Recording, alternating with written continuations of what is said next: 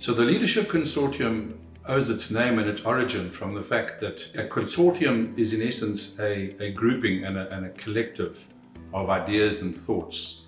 And it's embedded in the fact that leadership per se is not normally in the hands of one person. It should be a collective, it should involve different perspectives, it should involve a broad spectrum of what is possible from the leadership perspective. The Zenger-Folkman family of colleagues around the world represent a broad group of people who are playing in the leadership space.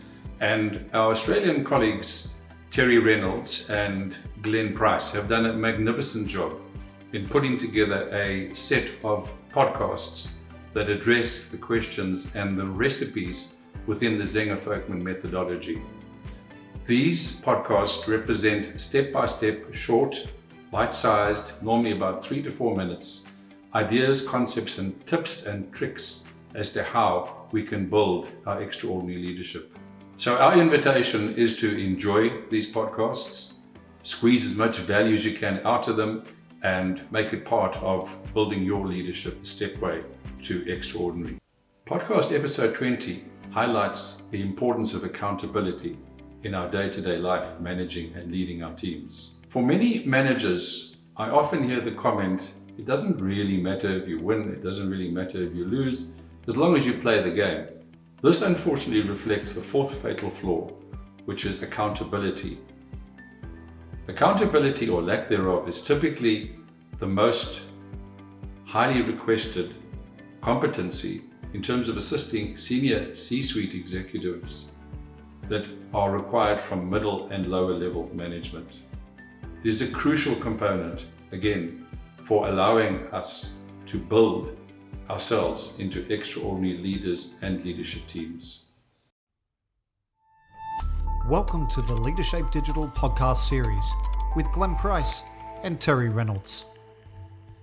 Some managers seem to subscribe to the philosophy, it doesn't matter if you win or lose, it's how you place the blame. These managers have fallen prey to the fourth fatal flaw, the lack of accountability. Leaders who do not assume complete responsibility for the performance of a work group are bound to fail.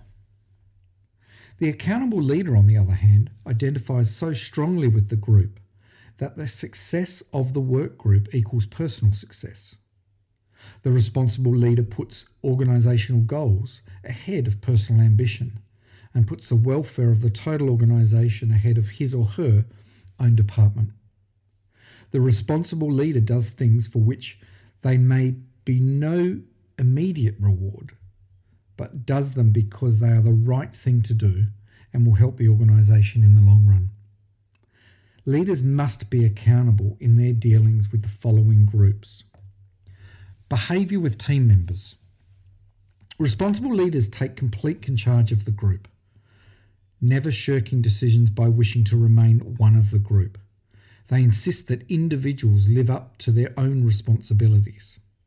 They are willing to terminate poor performance when necessary, understanding that the performance of the group is more important than the feelings of one individual.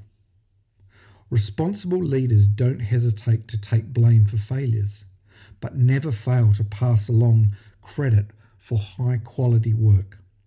They invite their team members to make presentations on the team's success to senior executives, to give them exposure and experience. Behaviour with upper management. Accountable leaders accept criticism for mistakes. They buffer their group from excessive criticism. They tenaciously ensure that the group meets the expectations of upper management. In circumstances where the work group is being held up by management indecision, the responsible leader must sometimes take a risk and press the executives to make timely choices.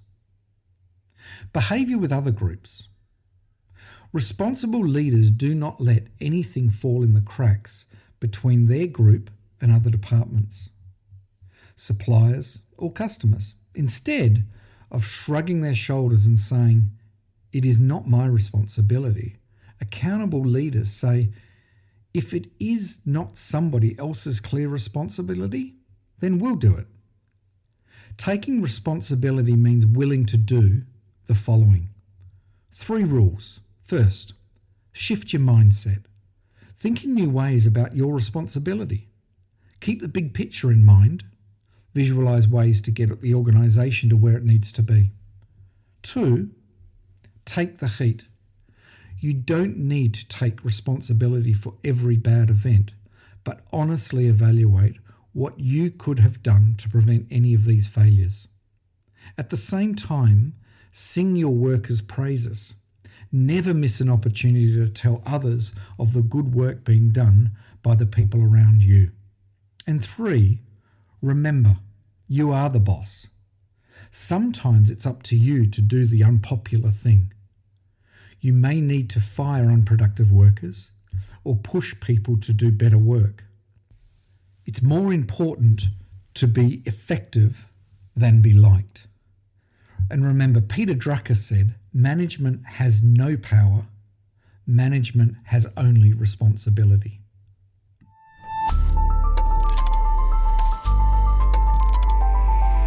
It's a pleasure to be able to share these thoughts and ideas with you and hopefully be part of allowing you to adopt a journey where extraordinary leadership is an opportunity and a growth area for you and your teams.